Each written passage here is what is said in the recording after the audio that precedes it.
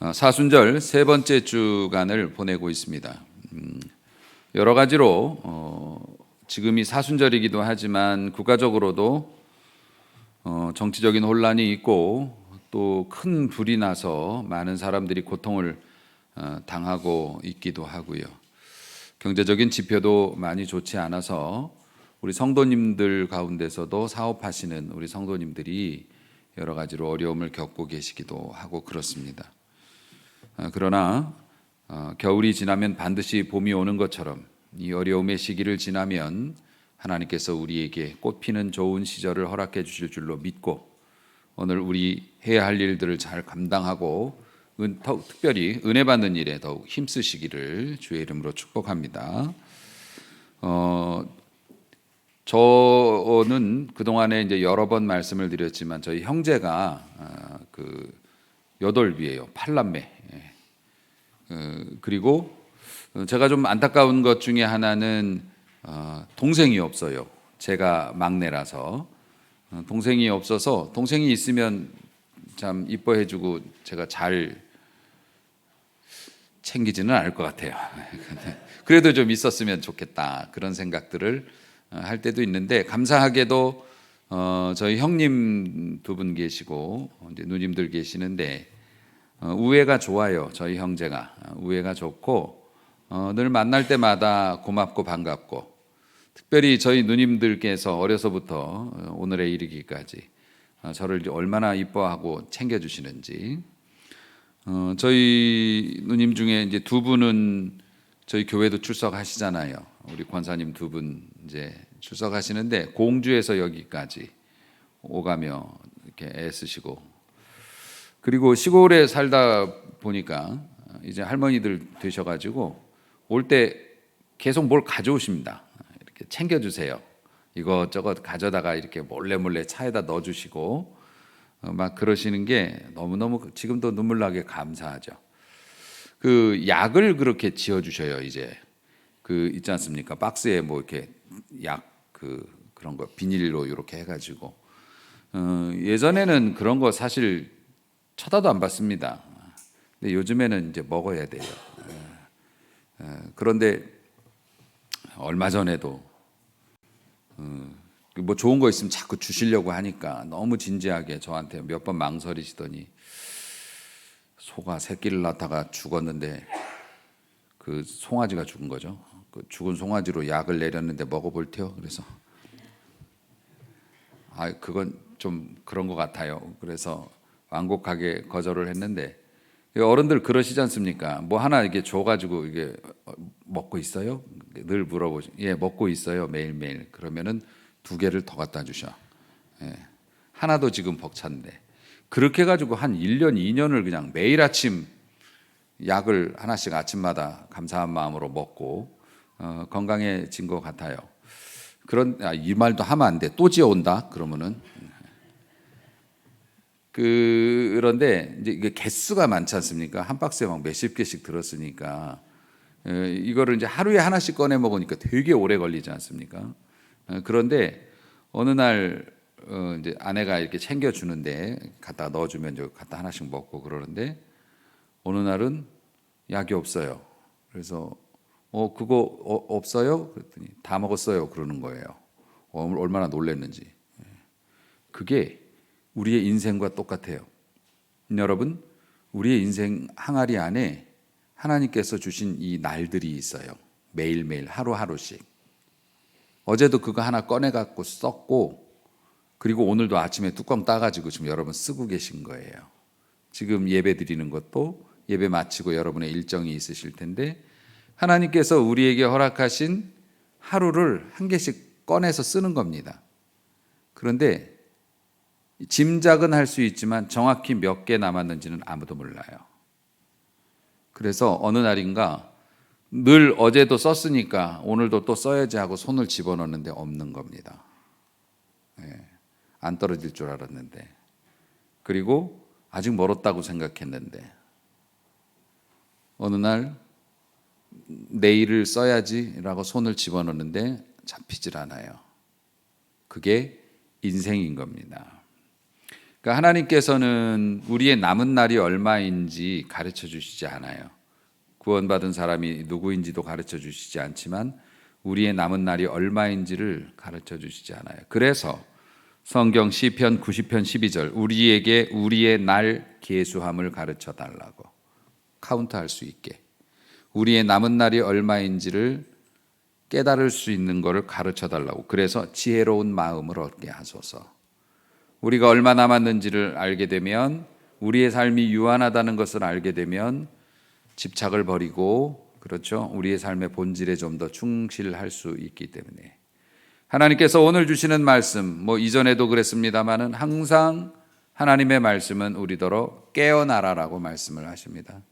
오늘도 사대교회에 주신 이 말씀이 그 교회에게 주신 말씀이라기보다는 듣는 우리 개인에게 주시는 말씀이에요. 깨어나라고. 그래서 너희의 남은 날들이 얼마인지를 알고 남은 기회를 날려버리지 말고 잘 활용하라고 말씀을 주고 계십니다. 이 요한계시록에 7교회에 대한 평가가 나오는데요. 거기에서 5번째 평가를 받은 교회가 사대교회입니다. 이 사대교회는 위치가 항구 근처라고는 하는데, 항구 근처의 도시들이 특징이 있죠. 뭡니까? 보통 돈이 많이 돌아요. 잘 삽니다. 그 다음에 또 하나의 특징이 있죠. 잘 사니까 죄가 넘쳐요. 잘 살면 인간은 그렇죠. 도시 특성이 그렇게 되는 거죠. 그렇게 되니까 우상 숭배를 많이 합니다. 우상 숭배 많이 하게 되고요. 그런데 항구 도시이니까 돈도 많지만 침략하는 자들도 많죠. 그 도시를 빼앗으려고. 그런데 이 도시가 지형적으로 굉장히 견고한 요새가 된답니다.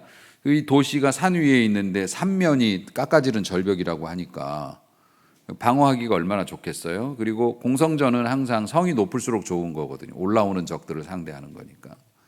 그래가지고 이 사람들이 치안 문제는 안심하고 이렇게 살았는데, 놀랍게도 2번이나 성을 뺏긴 적이 있답니다. 방심하다가 뺏긴 거죠, 이 사람들. 그런 역사를 가지고 있어요. 돈이 많고 사람들이 너그러우니까 교회도 잘 돼요. 그래서 이 사대 교회는 건물이 대단했다고 하고 성도들의 숫자도 꽤 많았다고 하고, 소아시아에 세워진 7개의 교회 중에서 재정도 풍성하니까 많은 일도 했겠죠.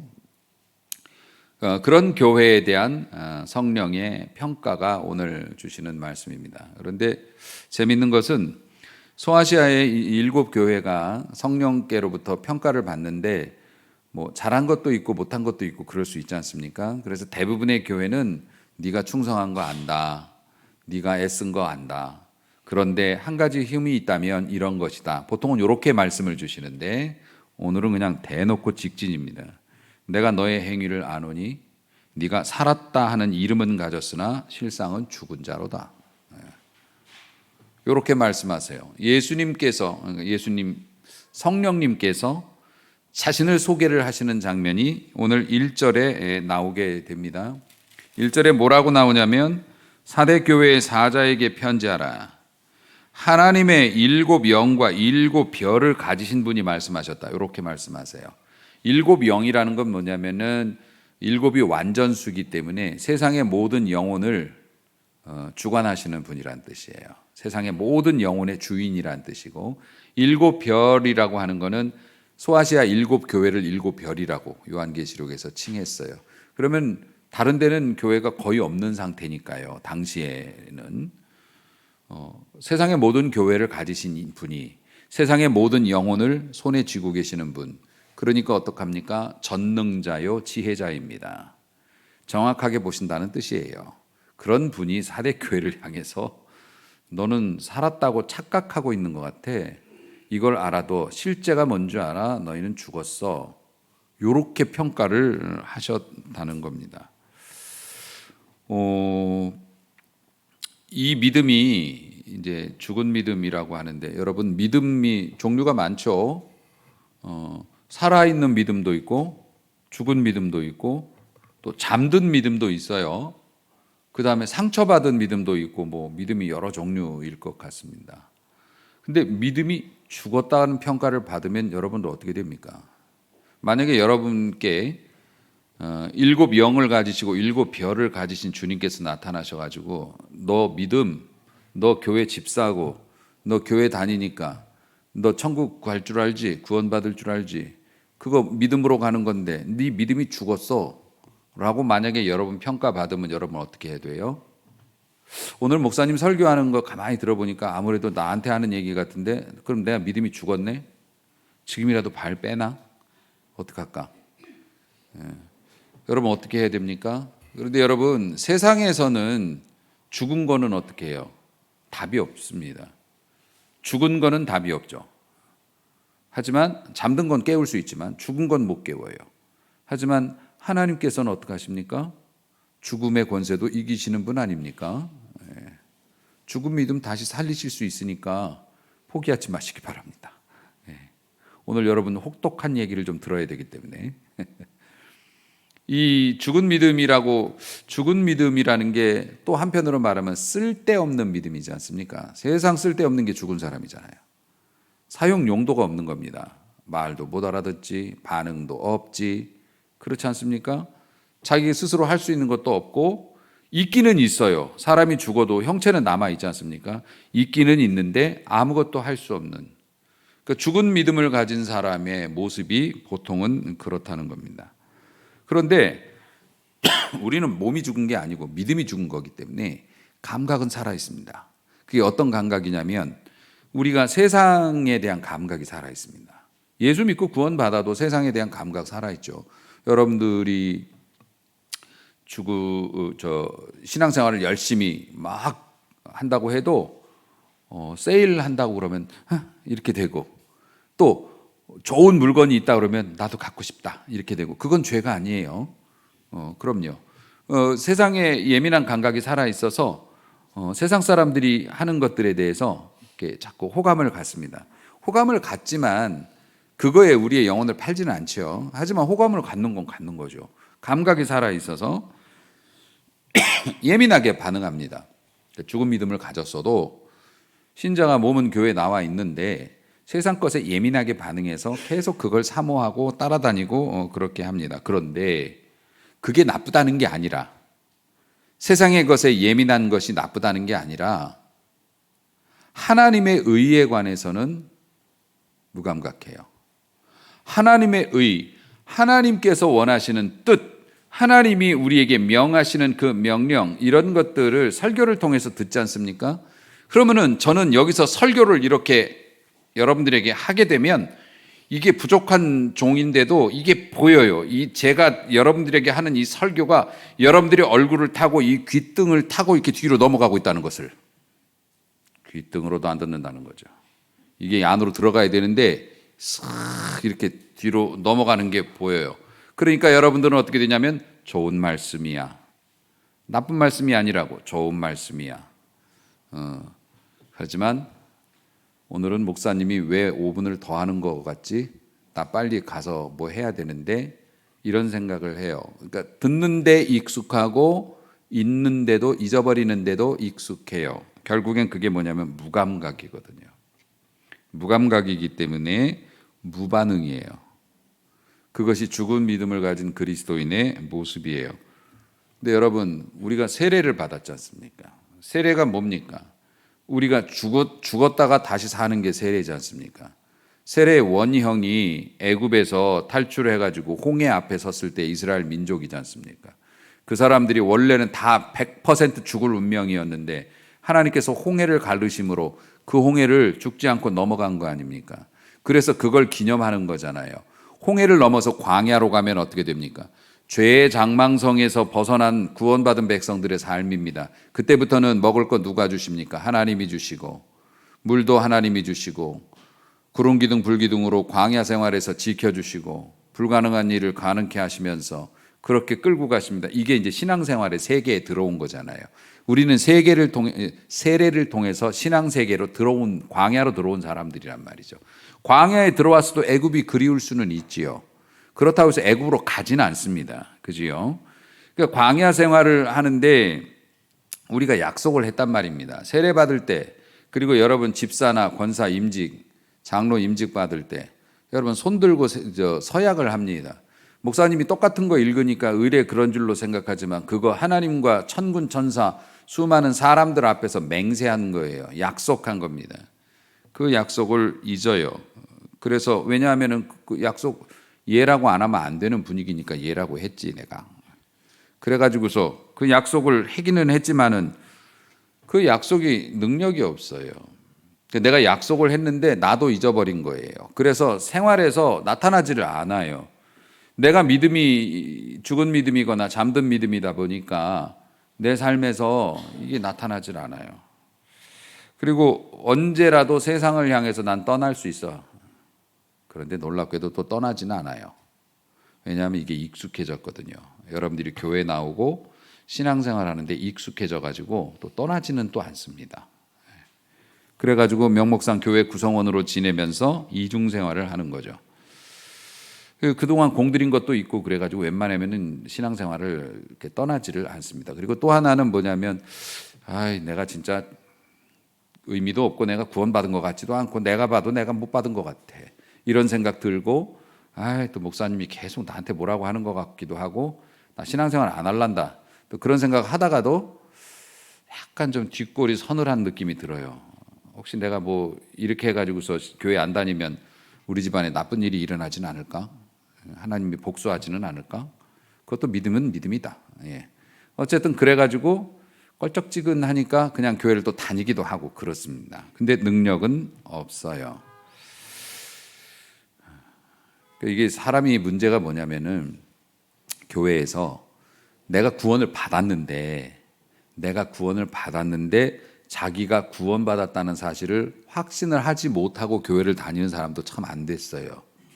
실제 여러분이 구원을 받았는데 내가 구원이 확신이 없어가지고 그런 분들은 보통은 어떤 생활을 하냐면은 교회를 오래 다녀도 늘 초신자 같아.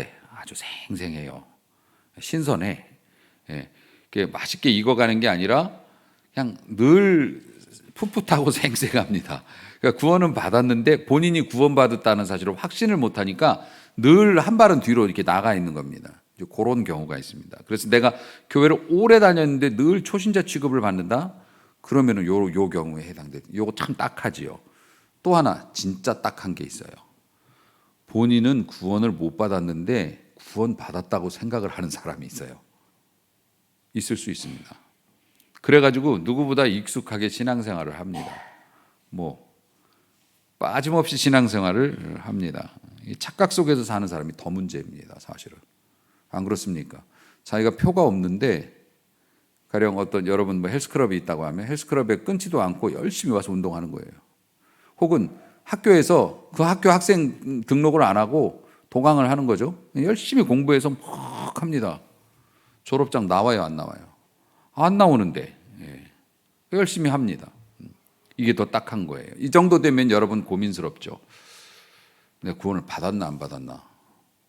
여러분 구원 받았어요, 못 받았어요? 라고 하면 받았어요 라고 대답하라고 교육을 받았습니다. 근데 이게 우긴다고 될 일이 아니지 않습니까?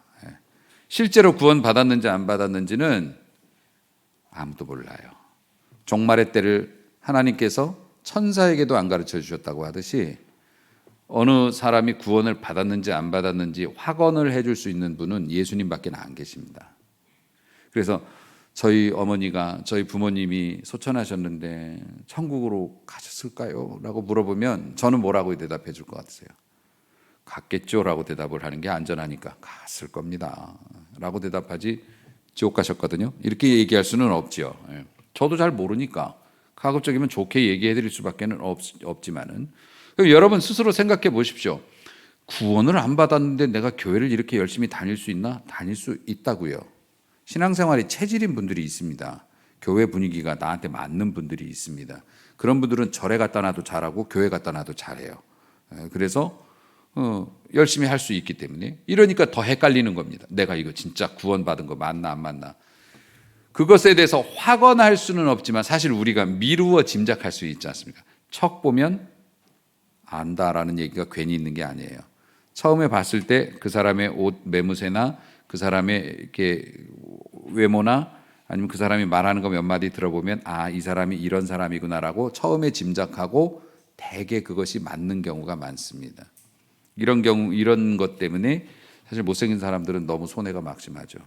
못생기면 성격도 나쁠 거라고 보는 경향이 있는데 사실 그게 아님에도 불구하고, 자, 여러분들이 구원을 받았는지 안 받았는지 어림잡아 짐작은 할 수 있지만 여러분 스스로가 여러분 자신에 대해서 내가 구원받은 사람일까 아닐까 진솔하게 고민을 해보면 미루어 짐작해 볼 수 있는 게 있다고요. 물론 교회를 규칙적으로 다닌다거나 이게 말씀을 사랑한다거나 찬송 부르는 게 좋다거나 이런 것도 거의 굉장히 중요한 증거가 됩니다. 구원 못 받은 사람들은 그런 걸 체질적으로 싫어하기 때문에. 그래서 아마 대부분은 구원 받았을 거라고 생각하는데, 제가 그동안에 신앙생활 하면서 구원받은 사람 제 스스로를 보면서도 두드러진 특징 중에 하나가 있습니다. 뭔지 가르쳐 드릴까요? 가르쳐 주려고 지금 얘기를 하는 거니까 가르쳐 드리겠습니다. 옷을 깨끗하게 한다는 겁니다. 여러분의 옷은 지금 깨끗합니다. 요즘에는 옷 더럽게 입는 사람은 없죠. 그리고 여러분이 더러운 옷을 입으면 여길 나오질 않습니다. 오늘 교회 오다가 어디 진흙탕에 철퍼덕 자빠져 보세요. 교회 그대로 오는 사람이 어디 있어요? 안 나오죠. 이 의복을 말하는 게 아닙니다. 오늘 본문에서 흰옷이 언급되고 있습니다. 흰옷, 여기서 흰옷이라는 건 뭐냐면은 여러분이 구원받은 증거입니다. 그리스도인이라는 표식이에요. 그래서 우리가 눈으로 보이지는 않지만 여러분이 믿음이라고 하는 흰옷을 여러분이 구원받는 순간에 하나님께서 입혀주시고, 흰옷 입은 사람만 예수님하고 어울릴 수 있대잖아요. 오늘 본문에도 나하고 같이 다닐 수 있다고. 예수님이 가시는 곳에 우리도 갈 수 있으니까 천국도 가는 겁니다. 그러니까 여러분마다 여러분이 이제 구원을 받으면 여러분에게 흰옷이 입혀지는데 눈으로 보이진 않아요. 그런데 여러분이 이 옷을 소중히 여겼는지 안 여겼는지에 따라서 여러분이 구원 받았는지 못 받았는지를 짐작해 볼 수 있다는 겁니다. 다시 말해서 이 흰옷이 중요하다고 생각되는 사람은 어떻게 합니까? 조심하겠죠. 뭐 묻을까 봐. 그렇지 않습니까? 뭐 묻을까 봐 조심도 하고 어쨌든 이걸 지키려고 하겠죠. 내가 흰옷 입었으니까 이걸 지키려고 노력을 하겠죠. 하지만 구원 못 받은 사람은 흰옷이든 뭐든 뭐 철퍼덕 뭐 어때 이런 거 이렇게 한단 말입니다. 그러니까 여러분이 성향 차이는 있을 수 있습니다. 성향에 따라서 좀 시간관념이 없는 분들도 계실 수 있고, 혹은 물질에 대해서 인색하거나 아니면 막 그런 트라우마가 있어서 물질에 대해서 예민하신 분도 있을 수 있고, 어떤 분은 너무 느긋하고 어떤 분은 또 너무 성질이 급해가지고서 막 그냥, 그리고 막 그런 분들이 다 있을 수는 있지만 공통적인 특징이 뭐냐면 진짜 구원받은 사람은 본인이 가진 흰옷을 지키려고 하는 성향이 있단 말입니다. 이게 소중한 줄 아니까. 그걸 모르면 구원을 못 받은 거죠. 그래서 여러분의 삶 속에서 정도의 차이는 있겠지만은 스스로 생각할 때 내가 명품도 좋아하고 돈도 좋아하고 뭐 나한테 이익이 되는 거면 내가 막 그렇게 하는 그런 사람이지만 어느 날 내가 사람들이 추구하는 그런 걸 막 이렇게 따라서 막 세상 사람들처럼 하다가 현타가 온다고 그러죠. 딱 생각이 드는 거예요. 내가 그리스도인인데 명색이 아무리 그래도 교회 집사고 교회 일꾼이고 재직인데 그래도 이건 좀 아니지 않나. 누가 뭐라 할 사람 없고 오히려 나를 바보라고 말할지 몰라도 어느 날 어느 순간 그런 생각이 드는 거예요. 그래도 내가 명색이 교회 일꾼인데 교회 집사고 구원받은 사람인데 크리스찬인데 내가 이렇게까지 뭐 얘네들하고 이런 식으로 해서 이익을 갖는 건 좀 그건 좀 아닌 것 같다. 그래가지고 나는 안 할래. 이유는 말해주지 않아요. 난 예수 믿는 사람이라 이거 이렇게까지 하긴 좀 그래 라고 뒤로 빠졌단 말입니다.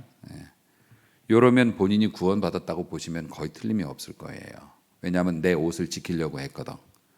그리스도인이라고 하는 흰 옷을 물들이지 않으려고 귀하게 여겼단 말이에요. 이 흰 옷의 값어치를. 그게 구원받은 사람이라고 볼 수 있습니다. 목사님, 그 말씀까지 들으니까 정말 확실하네요. 저는 구원받지 못한 것 같습니다. 그럴 수 있죠. 본인이 확신 못할 수 있죠. 하지만 여러분, 오늘 구원 못 받은 사람이 내일 구원도 못 받는 거예요. 아니죠. 하나님은 그 시간이라고 하는 그 속에서 자유롭게 역사하시는 분이기 때문에 아직 내가 하나님의 은혜 속에 온전히 들어가지 못했을 경우도 있는 거니까 이거 안 되겠는데 오늘 말씀 들어보니까 더 확실해졌는데 나는 뭐 의미 없다. 그렇게 절대 하지 마세요. 아시겠죠? 여러분, 구원은 하나님의 손에 있는 것이기 때문에. 자, 어쨌든 구원받지 못한 사람들이나 믿음이 연약한 사람들이 그런 모습을 보인다는 겁니다. 그래서 우리 사랑하는 성도들, 하나님 앞에서 믿음 생활하면서 지켜야 할 것이 있어요. 특히 사순절 보내면서 여러분, 하나님 앞에서 내 구원의 옷을 깨끗하게 유지하는 사람이 되기 원합니다. 그렇게 되면 주님과 함께 다닐 수 있는 사람이 되기 때문에 그렇습니다. 오늘 사대교회를 향한 준엄한 꾸짖음이 뭡니까? 일깨라고 그랬어요. 일깨라고. 그리고 오늘 말씀을 보면 이런 말씀도 주십니다. 2절 보면 그 남은 바 죽게 된 것을 굳건하게 하라. 그러니까 우리가 다 죽은 게 또 아니래요. 몇 개가 하나님께 칭찬받을 만한 요소가 있는데 이것도 지금 죽어가고 있답니다. 정신 바짝 차리고 그것들이 마저 죽지 않도록 지켜라라는 경고의 메시지도 있습니다. 그러니까 여러분, 여러분의 삶 속에서 하나님이 기뻐하시는 소중한 것들을 붙잡으세요. 붙잡고 놓지 마세요. 그러면 이것이 뭡니까? 죽은 내 믿음을 되살릴 수 있는 하나님의 은혜의 방법이 되기도 한다고 하는 겁니다. 여러분, 지켜서 회개하는 방법이 나왔잖아요. 3절, 네가 어떻게 받았으며 네가 구원을 어떻게 받았는지, 그리고 복음을 어떻게 들었는지, 네가 옛날에 신앙생활 뜨거울 때 어떻게 했는지를 다시 한번 생각을 하고 정신을 차리고 다시 일어나서 남은 거를 잘 붙잡고 키워라. 이렇게 말씀을 주시는 겁니다. 그렇지 않으면 어떻게 해요? 도둑같이. 그래서 오늘도 은혜 받았으니까 내일도 받겠지 하고 손을 넣었을 때 텅텅 비어가지고 놀라는 일이 발생하게 될 수도 있기 때문에 여러분, 불행하게도 옷을 더럽힌 사람들이 많이 있습니다. 어쩌면 우리도 끊임없이 위협을 받는지도 몰라요. 흰옷을 이렇게 성가대 가운같이 흰옷 이렇게 입고 우리가 길을 다니는데 막 오염된 것들을 뿌리고 철퍽철퍽하는 사람들 사이에서 막 이러고 살아갑니다. 그러니까 그리스도인으로 사는 게 얼마나 불편합니까? 하지만 그 불편은 장차 우리가 누리게 될 하늘의 중함과 결코 비교할 수 없다. 그리고 여러분이 믿음을 지켜서 온전히 살아야 되는 큰 이유가 또 하나 있습니다.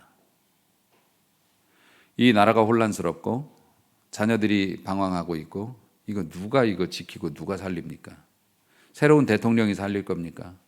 아니면 어떤 위대한 선지자가 일어나가지고 민족의 지도자가 아니에요. 지금 이 위기와 또 의지할 것 없고 기댈 것 없어서 방황하고 떠도는 우리 자녀들, 여러분이 지켜야 합니다. 예수 믿는 사람이.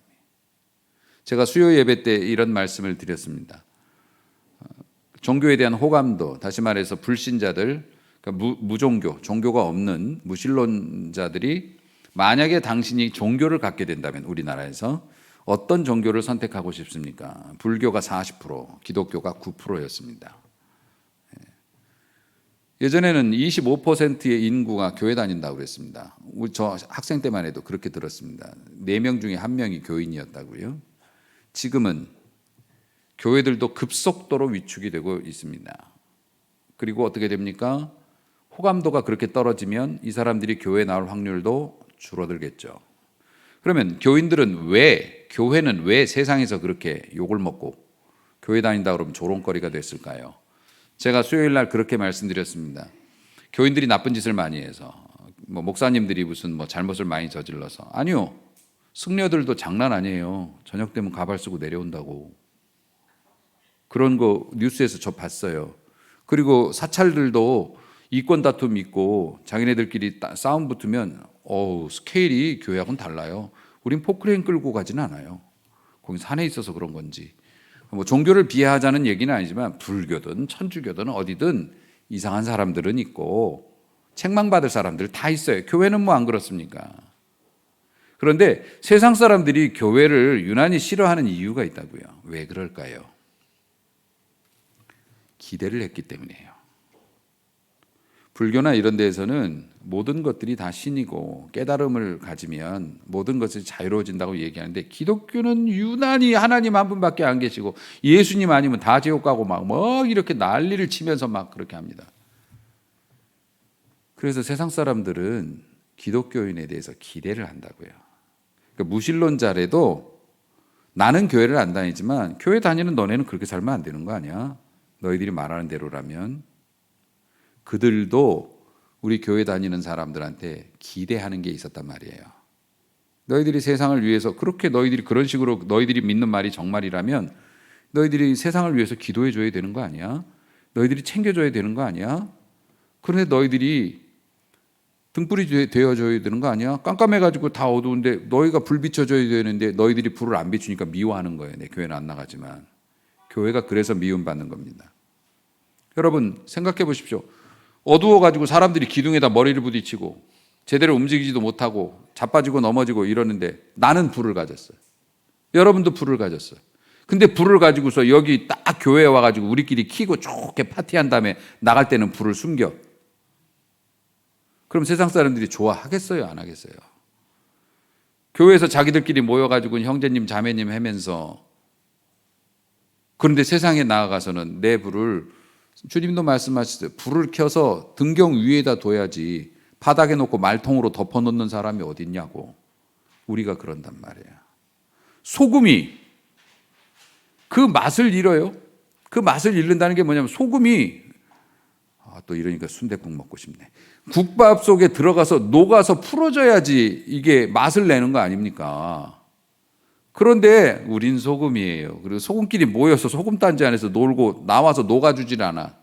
섞여주질 않아. 그러니까는 소금이 없는 것보다 더 괘씸한 거죠. 사람들이 기독교에 대해서 유난히 그렇게 하는 게 그만큼 우리 믿는 것이 참이고, 그분들이 하나님을 선택하지 않았지만 하나님이 계심에 대한 이 감지를 가지고 너희들이 하나님하고 통할 수 있는 사람들인데 너희들이 왜 우리에게 좋은 걸 주지 않느냐라고 얘기하는 거라고요. 이 나라의 소망이 무엇입니까? 유력한 정치인이 나서서 나라를 다스리는 게 소망이 아니라 우리 믿는 사람의 기도요. 여러분의 자녀들의 소망이 뭡니까? 어디 더 무서운 사람을 만나게 해야 되나? 더 유명한 사람을? 아니요. 그게 아니라 기도하는 부모가 소망이요. 여러분은 믿음의 옷을 입은 순간부터 모세의 능력의 지팡이를 가진 사람이 되었단 말입니다. 그 지팡이를 휘둘러서 수많은 사람들 광야의 반석을 쪼개서 물을 내어 먹게 해야 되는데 그 지팡이를 가지고서 자기들끼리 서로 놀고 있단 말입니다. 부모님들이 권세가 있고 지팡이가 있단 말입니다. 그 지팡이를 가지고 자녀들을 위하여 샘물을 파야 되는데 그 부모들이 세상의 방법대로 살아가는 모습이나 보여주며 잔소리로 세월을 보내고 있으니 그 자녀들이 부모가 가진 지팡이의 효력을 맛보지 못하고 있는 거 아닙니까? 우리들은 아무것도 없는 무명의 사람일지는 모르지만 하나님의 백성이고 축복의 통로고 우리에게는 전기가 흐르고 있어요. 그것을 꽂아줘야 세상이 밝아지는 것 아니겠습니까? 그래서 이 사순절을 예수님 불쌍해서 어떻게만 하지 말고 우리가 세상에 나가서 우리의 사명을 감당하고 믿는 자로서의 본분을 지키면 자연히 세상은 밝아지게 되고 그 빛을 따라 사람들이 모이게 된다는 것 아니겠습니까? 우리 교회로 국한해 봅시다. 우리 교회, 좋은 교회, 나쁜 교회, 어떤 교회일까요? 좋은 교회죠. 하지만 주님도 과연 좋은 교회라고 얘기해 줄까요? 여러분이 우리 교회 좋은 교회라고 말할 수 있는 게 뭡니까? 우리 교회는 특별히 재정적인 문제도 뭐 그렇게 심하지 않고, 그리고 우리 교회는 싸움도 없고, 뭐 이단 때문에 뭐 문제도 없고, 목사님 뭐 딱히 뭐 그렇게 뭐 그런 것도 없고, 그냥 평안한 거예요, 우리 교회가. 차든지 덥든지 여기에 걸리는 거예요. 예수님께서는 니네 편안해서 좋지, 그동안 고생했다고 너네 편안해갖고 좋지, 너희가 편안하라고 내가 너희를 구원시켰느냐? 세상에 빛이 되고 죄악에 맞물려서 신음하는 사람들 뜯어내서 내게로 데려오라고 너희에게 평안을 주었던 것이 아니냐라고 말씀하시면 우리가 할 말이 없게 되는 겁니다. 사랑하는 성도 여러분, 물론 모든 사람들은 평안을 원하지만 평안이 우리의 인생의 목표가 아니라 주님 앞에 얌전하게 머리에 동동구리 바르고 요렇게 앉아가지고 이쁜 모습으로 천국으로 올라가는 것이 아니라 천국 올라가는 그날까지 이것도 하고 저것도 하고 열심히 하면서 주님이 기뻐하시는 일들이 뭘까? 죄와 막 싸우다가 머리 다 잡아 뜯겨가지고 죄하고 막 치열하게 싸우다가 그렇게 와 주님 진짜 대단하게 살았습니다. 그러면서 천국 올라가는 게 멋있고 인간다운 삶 아니겠습니까? 그러므로 사랑하는 성도 여러분, 이 사순절을 지내면서 여러분 안에 뜨거운 것이 있기를 원하고 세상을 변화시키는 그러한 사람으로 다시 한번 여러분이 쓰임받기를 원하고 무엇보다도 여러분의 가정과 자녀들이 여러분이 가진 믿음의 흰 옷으로 인하여서 그 믿음이 부요해지고 그 가정이 하나님의 가정으로서 손색 없는 가정으로 성장할 수 있게 되기를 소망합니다. 주님의 고난과 우리를 향하신 그 크신 사랑, 그것이 우리의 입술과 삶을 통해서 증거되어지는 사순절이 되기를 주의 이름으로 축복합니다. 기도합니다.